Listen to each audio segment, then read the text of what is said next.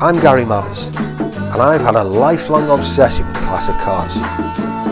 I caught the bug when I was just a small child, and since then I've been lucky enough to own and restore many of these rare beauties. Over the years I've learned how to tackle the complex mechanics of these fabulous cars, while still managing to indulge my passion along the way. Now I want to share my experiences with you, revealing the joys, the trials, and the tribulations of classic car restoration. Each episode I'll meet fellow classic car enthusiasts to hear their stories, look at their cars, and share their personal experiences. So come with me on my journey as I search from here to Europe and as far as the USA for the cars of my dreams. Discover their unique histories whilst working on them and bring them back to life. So join me, Gary Mavers, and Classic Obsession.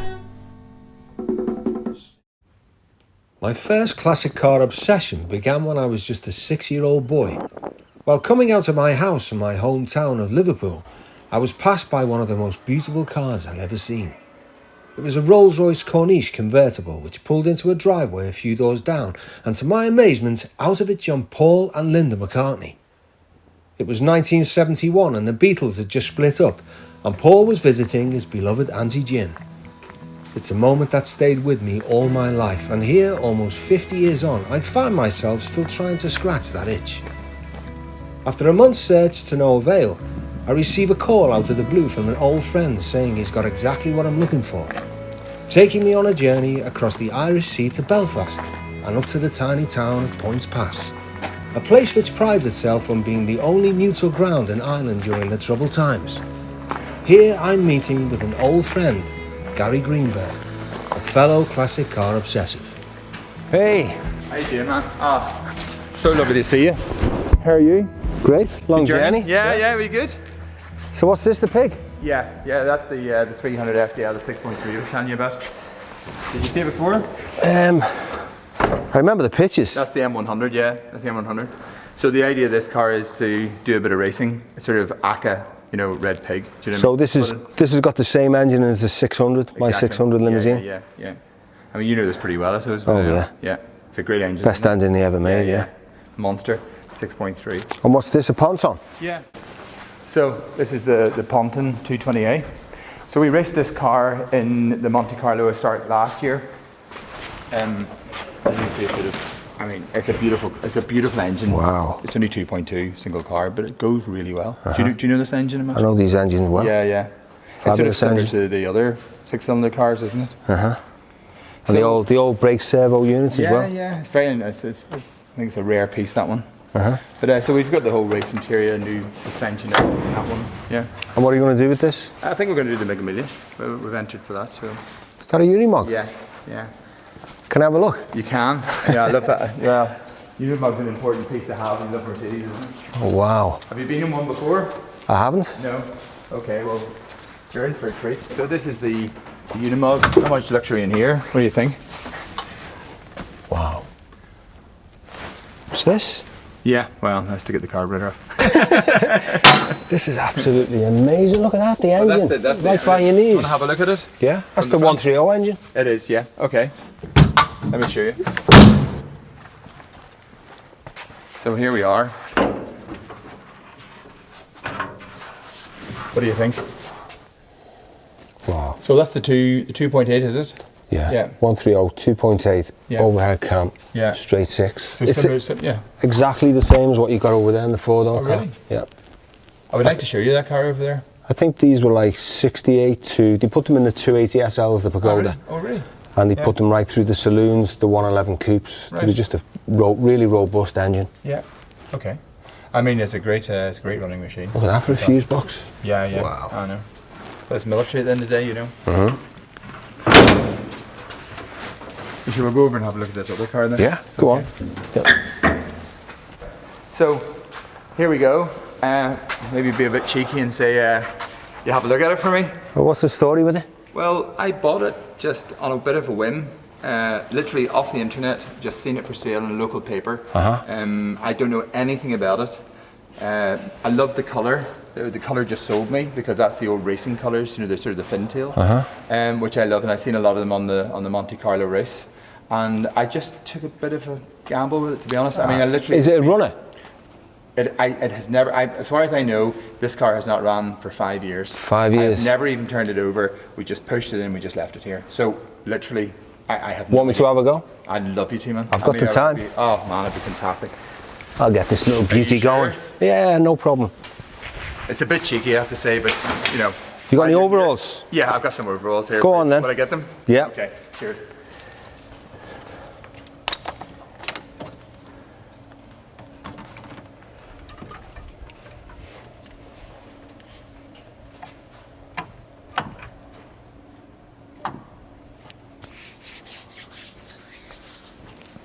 Okay, so the way these overhead cam engines were designed, you've got a pipe here with small kind of pinpricks in the end. When you start your engine and the oil is forced through, it sprays the camshaft and each of these lobes with oil as it's turning. When an engine's been sitting up for any number of time, any number of years, it's quite probable that these become blocked. If they become blocked, literally within minutes, your lobe's like a 50p piece. So what I always do when an engine's been sitting up for any amount of time, I remove this, I wash it through with thinners or diesel or anything, blow it through with an air hose just to make sure all those little pinholes are completely clear and engine's getting to all the lobes. So I'm just going to remove this. You have an Allen key here, and I think it's 3 7mm nuts. For obvious reasons, put a rag or a bit of tissue or anything here, just in case you drop anything inside the engine and then you've got real problems.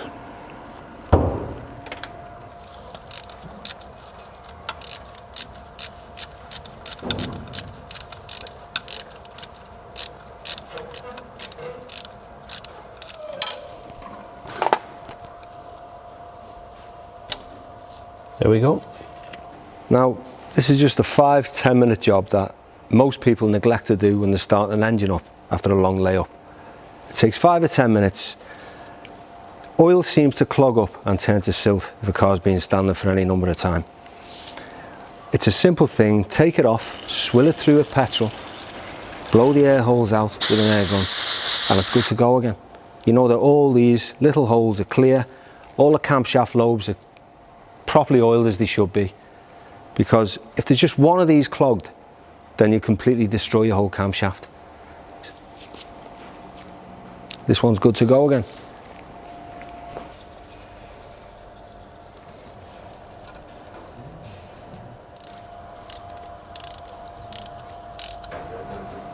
So this is also a good time to check the condition of the camshaft lobes. See how clean, check for any scoring, any marking. These are lovely and clean and lovely condition. And I always think it's a good idea to put a little bit of engine oil just on top of each lobe, just to make sure it's nicely lubricated for the initial startup. Normally I'd just take the coil lead off the distributor, turn the engine over for maybe 20-30 seconds, and that makes sure everything's nicely lubricated, then replace it and then start the engine up.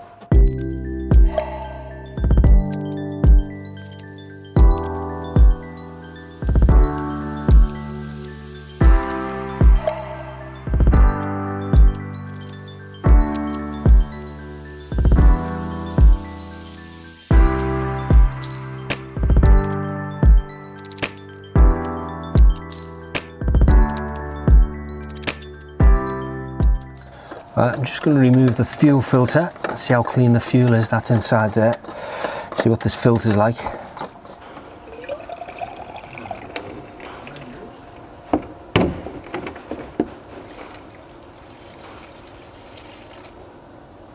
It's not too bad, it's quite clean. Let's see what the fuel looks like inside, coming from the actual tank itself. Okay, stop. Now as you can see, that fuel is absolutely filthy, so we're going to have to clean the tank out.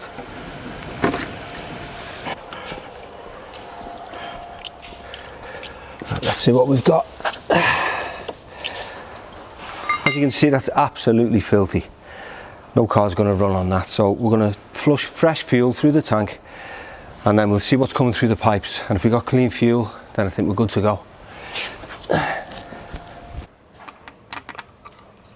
Okay, I'm just going to do a compression test on each cylinder.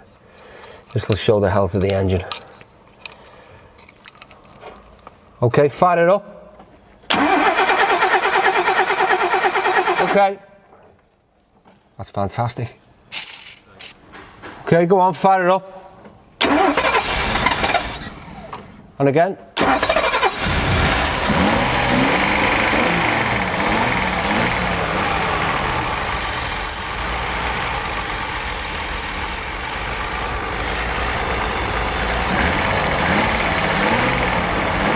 Knock it off. There we go. Happy? Yeah, well done. Very happy. It's good to get that going after all this time. It is. Yeah. Now come on, I've done my work. Yeah. What about this Rolls Royce? Are you going to show me it or what? Yeah, well, it's up in the stables. Do you want to go and have a look at it? I'd love to go and have a look at it. Okay, well, come on. Let's have a look.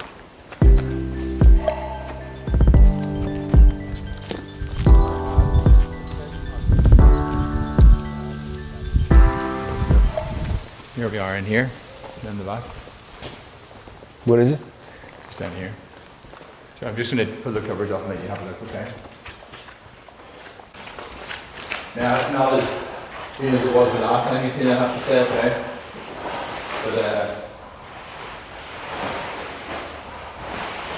there she is.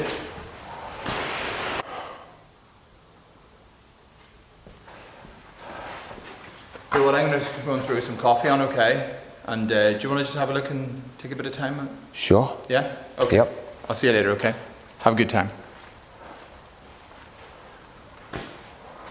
Wow.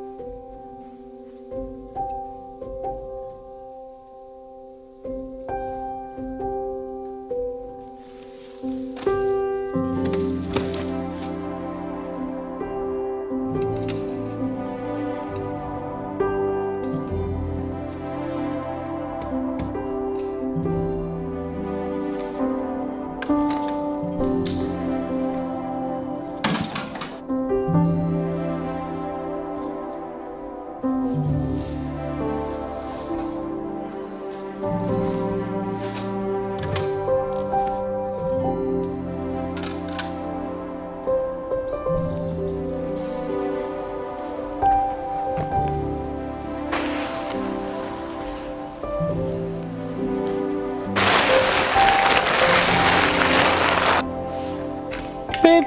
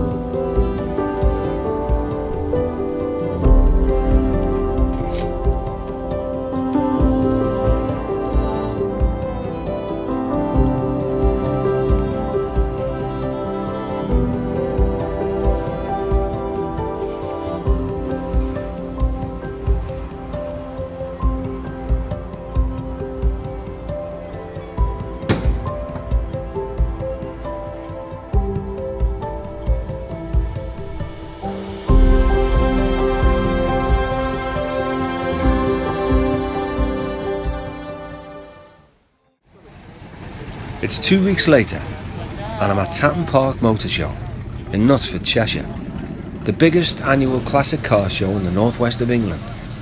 When embarking on any restoration, it's always wise to do your homework and make sure the figures add up. And shows like this are always an invaluable source for parts and information, as well as first-hand advice from classic car owners. But my visitor's cut short by a phone call out of the blue from Gary Greenberg, who's just boarded the ferry from Ireland. So I rush home in anticipation of the delivery of the Rolls Royce.